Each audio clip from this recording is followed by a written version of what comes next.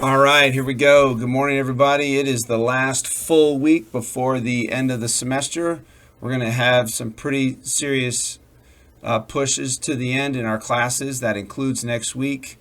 Next week is going to be a pretty intense academic week as we push to the end of the quarter slash first semester. A couple things about that. Eighth grade.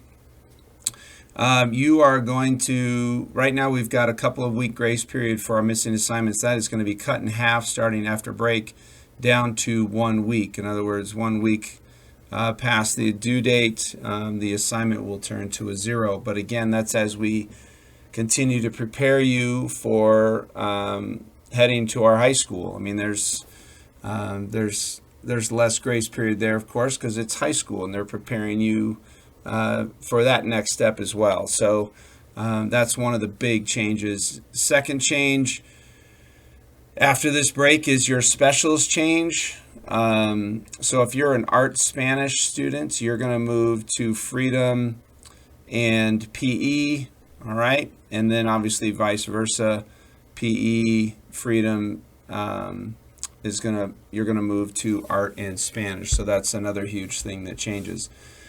Another thing, you may have noticed, students, that we pushed out some bookmarks to your Google Chrome. It's in a folder up in your Google Chrome browser. You'll notice that it has athletic schedule, it has Canvas, it has all that good stuff. So if you'll notice, there's a new bookmark folder that we pushed out to your Chromebook just to help you stay organized and things like that. We thought that was going to be a good idea.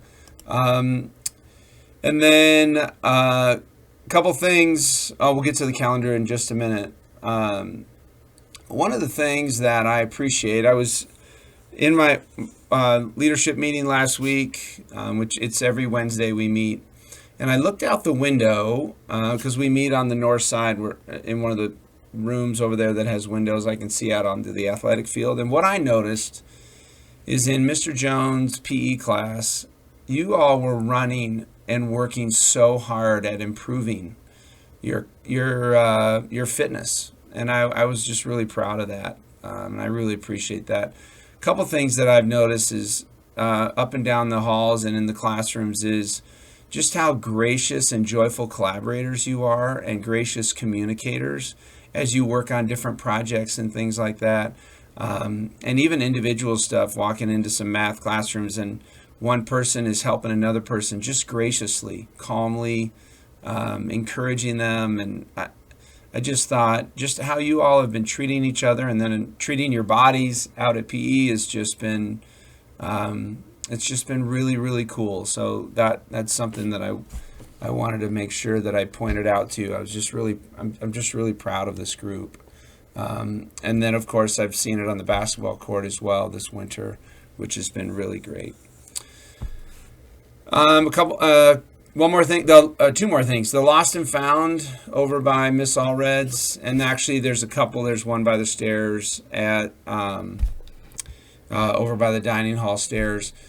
Those are going to be emptied over break, so make sure you take a moment to walk through and see if you can find something that is yours, and make sure you take it with you.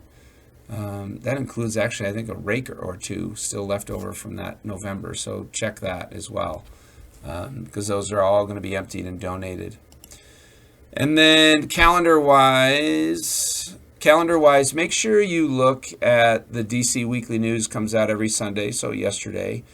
There's a ton of save the date stuff on there, some different clubs, some different DC events, but it's a pretty good list of things that you'll want to save the date for. And it's stuff that's arriving in January, and actually there's some stuff starting in February and even March. So I would definitely make sure that you check out the DC Weekly News. And then second to last thing on as far as it relates to this, and that is the high school play a couple weeks ago was unreal. Just 2.5 hours. I mean, it was so incredible. It gets me pretty excited about ours, about the middle school one. So just being in the pack, it felt just so professional. and that I can't wait for the middle school students to experience that as well. So that's going to be pretty great. And then tomorrow night. All right, let's jump into the calendar. So tomorrow night is the Cocos and Carols at 6:30. That will be in the PAC. So I'm looking forward to that. That's going to be pretty awesome. Always enjoy hearing our students sing. All right, and then a couple more things on the calendar. The middle school chamber music field trip is this week, Wednesday, and then we have a shadow on Thursday. And then, schedule thing. Tuesday, we did this for band, or for the choir concert. We're switching choir. So choir, you typically are Wednesday through Friday. You have choir practice tomorrow, since it's Cocos and Carols tomorrow night. So general music, you do not meet tomorrow. You're going to meet on Wednesday. So we're going to do that swap. Okay, so choir and general music, we're swapping out. So that choir can get that one last practice prior to Cocos and Carols tomorrow night. Okay, so make note of that, teachers. If we could help them remember, that'd be great. Okay, and then the last thing, dining hall cleanup crew is Haley, Ben, Sam, Driggs, Anna, Foster, and Will. Haley, Ben, Sam, Driggs, Anna, Foster, and Will. All right. All right, let's move on to church. I'm going to try and keep this short. I think I can deliver the message here. I get quite a few questions like, where do I go to church? Because I'm not sure I ever mentioned where I go to church. I go to First Christian Reformed Church. It's actually one of the founding churches of Denver Christian way back over 100 years ago. It's First Christian Reformed Church. I've been attending there, about 8 years. I grew up Presbyterian, but I just appreciate the Reformed perspective, certainly on education, which is what Denver Christian is. So anyway, I go to First Christian Reformed. It's up in Denver. It's by DU, Platt Park, in that area. It's awesome. We love it. There's actually a number of Denver Christian students that do attend there, so, and including the pastor's children, including one of our middle schoolers. All right. Okay, so this is Isaiah 40, 1 through 11. Isaiah 40, 1 through 11. Talks about exile. And so exile is this kind of this, they felt this separation from God. Okay, they're out this stranded middle of nowhere. And so I think what my couple of takeaways here, the exile that Pastor Joel kind of talked about was, again, that separation from God. So there are times when we're either frustrated or we're hurt. Maybe we don't have all the friends that we want, or classes are difficult, or something's going on at home, or we hear about some stuff in the news or whatever, and you just feel kind of beaten down. And you feel like God has lost track of you. Like, does God even know I'm here? And we've all felt that way. Your teachers feel that way. At times, I feel that way at times. It's okay. The encouragement is this, gang. The encouragement is this. You may feel that God is frustrated with you, like the decisions that you're making, the words that you're choosing, the links that you're clicking, what you're scrolling through on your phone and looking at, and you're thinking, how can God love me when I do that?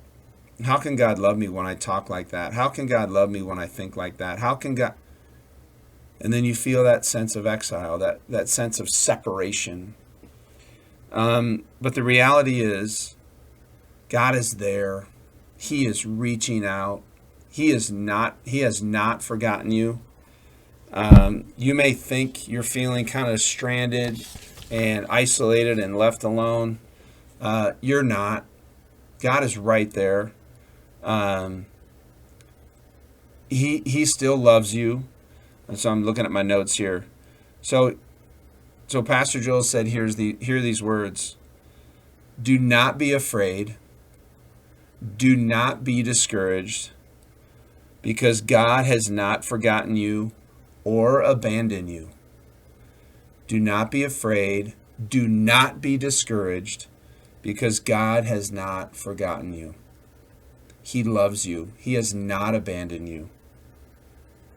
And then ultimately, Jesus says, I'm coming back, and I'm going to take you home. So we are celebrating the birth of Jesus during this Advent season, but he also is reminding us that he's coming back, and he's going to take us home, because he has not forgotten us. So do not be discouraged. You are not abandoned. Do not be afraid. You are not abandoned. Anyway, those were just really wonderful,